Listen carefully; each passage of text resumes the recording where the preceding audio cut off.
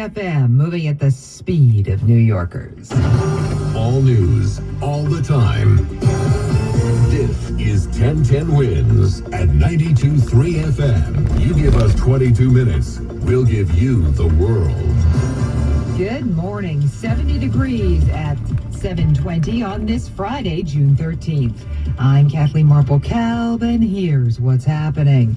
Israel strikes Iran's nuclear sites. Iran is gearing up to produce 10,000 of those ballistic missiles within 3 years. Iran promises retribution. Israel intercepts drones. 1010 Wins Glenn Schuck tracks all the developments live in the newsroom. Caution at home. NYPD sends additional resources to Jewish and Israeli sites in the city. Working its way through the courts, 2 more rounds of the battle over President Trump's sending the National Guard to Los Angeles. Protests planned in the city and nationwide tomorrow. Mayor Adams says the burning of an NYPD vehicles in Brooklyn is connected to the LA protests. So yeah, want a 4-day work week? New York lawmakers are looking at pilot programs. Mets and Yanks win. Second round of the U.S. Opens at Oakmont today. 1010 Wins AccuWeather. Partly sunny, not as warm. Chance of a storm in the high 78. Winds use time 7:21. Traffic and transit. Here's Karen Stewart. We've got 2 accidents in New Jersey that I need to tell you about. One is in Union, westbound 22, after Springfield Boulevard is where it is. It blocks 1 lane. Try 78 instead. Northbound Garden State Parkway, before 139 in Union, there's an accident there. It blocks the right lane. Expect delays in that area. As we check what you need to know about the bridges and tunnels, it is 25 in at the George Washington Bridge from 8095, but it's only 10 to 15 from the Palisades, Route 4 and 46. The inbound Lincoln is 10 minutes, and the inbound Holland is 25 from the Pulaski Skyway, 15 minutes from the Newark Bay Extension. Traveling on the Van Wyck, are you? Well, northbound, we are delayed into Atlantic Avenue from back of the Belt Parkway. It's not jammed for all the trip, but for some of it is. Southbound Van Wyck delayed from Queens Boulevard into Atlantic there. Northbound Cross Island Parkway has delays getting into Hillside Avenue from back at 7th State. And as we check what we see on Long Island's Big 3, westbound LIE minor slowdowns to 39. We've got a westbound Northern State slowdown at Wantagh Parkway, and the westbound side of 7th State is in very good shape. We're sponsored by Optimum Business. Cyber threats? Not today. Get Optimum Business secure internet starting at $60 a month with 99.9 network reliability and speeds up to a gig. Visit Optimum.com/business or call 855-2-OPTIMUM today. I'm Karen Stewart, 1010 Wins on 92.3 FM. Tensions boil over in the Middle East as Israel strikes Iran and Tehran promises retaliation. 1010 Wins Glenn Schuck is following all the developments live at the news desk. And Iran confirming their chief of staff of their armed forces and their commander of their emergency command team, along with nuclear scientists involved in their nuclear program, were killed in strikes at Israel, calling preemptive measures to protect Israel from future nuclear aggression. It's called Operation Rising Lion.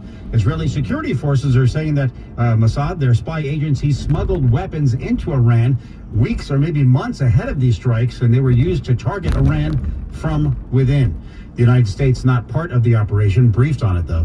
Here's Prime Minister Benjamin Netanyahu. This was a speech that was put on YouTube. To the brave people of Iran, and I have a message for them.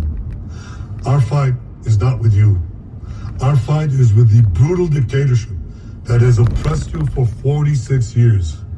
I believe that the day of your liberation is near. And when that happens, the great friendship between our 2 ancient peoples will flourish once again. President Trump releasing a statement first on Truth Social and then through the White House last hour, saying in part that he gave Iran chance after chance to make a deal. He went on to say that certain Iranian hardliners spoke bravely about the future and they are dead now, and it will only get worse. President Trump finishing his statement by saying Iran must make a deal before there is nothing left of their country. And the United States apparently is still hopeful a 6th round of talks over the nuclear program will happen with Iran still on Sunday, but that remains to be seen. Iran's Ayatollah saying they're going to keep getting punishment back against Israel. They've launched at least 100 drones towards Israel, although the Israeli defense is saying that they were all shot down. Here in the city, of course, on alert, Mayor Adams saying he's been briefed on this throughout the night into this morning. We'll hear more from the mayor and the police commissioner later on today about this, but he says he's praying for peace in that region. NYPD counter-terror units monitoring, and out of abundance of caution, the NYPD is already deployed additional resources to Jewish, Israeli, and other sites around the city. We should point out this is the most significant attack Iran has faced since its war with Iraq. That was 40 years ago. Live in the newsroom, Glenn Schuck. 1010 wins on 92.3 FM.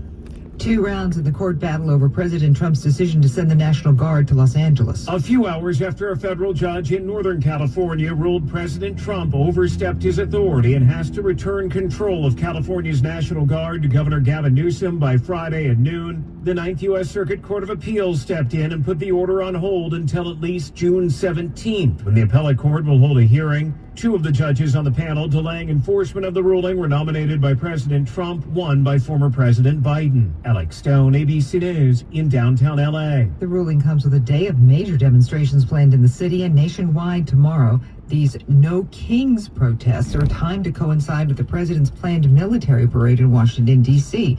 It marks the U.S. Army's 250th birthday and also Mr. Trump's 79th. Today, Mayor Adams and the NYPD will give a security briefing on their plans for handling protests here in the city.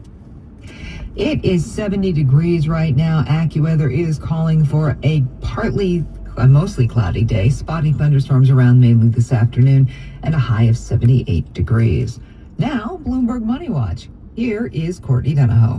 Kathleen, the major escalation of tensions in the Middle East is putting pressure on stocks this morning. The Israeli strike coming at a time when global financial markets had recovered from the slump in April from President Trump's tariffs. S&P futures are sliding 61 points. That's 1%. Dow futures are down 455. NASDAQ futures plunging 280. The market reaction is strongest in crude this morning. Oil surging today, up at $73 a barrel. Meantime, video game retailer GameStop says its future is in trading cards. The company has been shifting away from video games and moving toward collectibles. GameStop already sells Pokemon, sports, and other trading cards, and customers can sell their rare cards at a growing number of locations. By the way, customers have brought in 1 million trading cards into a GameStop to be authenticated. More than 1,300 stores offer that service, and the company plans to add 280 more. Bloomberg Money Watch at 26 and 56 past every hour. I'm Courtney Donahoe for 1010 Wins on 92.3 FM. He has been our morning editor for 40 years. This morning, Jim Maloney calls it a career. Thank you, sir. It has been a privilege. Every shift, every time. Jim, from Park Avenue to 7th Avenue to Hudson Street, it's been a great adventure with you, and I wish you all the best on your next one. You've done 1010 Wins and this city proud. I'll miss you. Love, Juliet.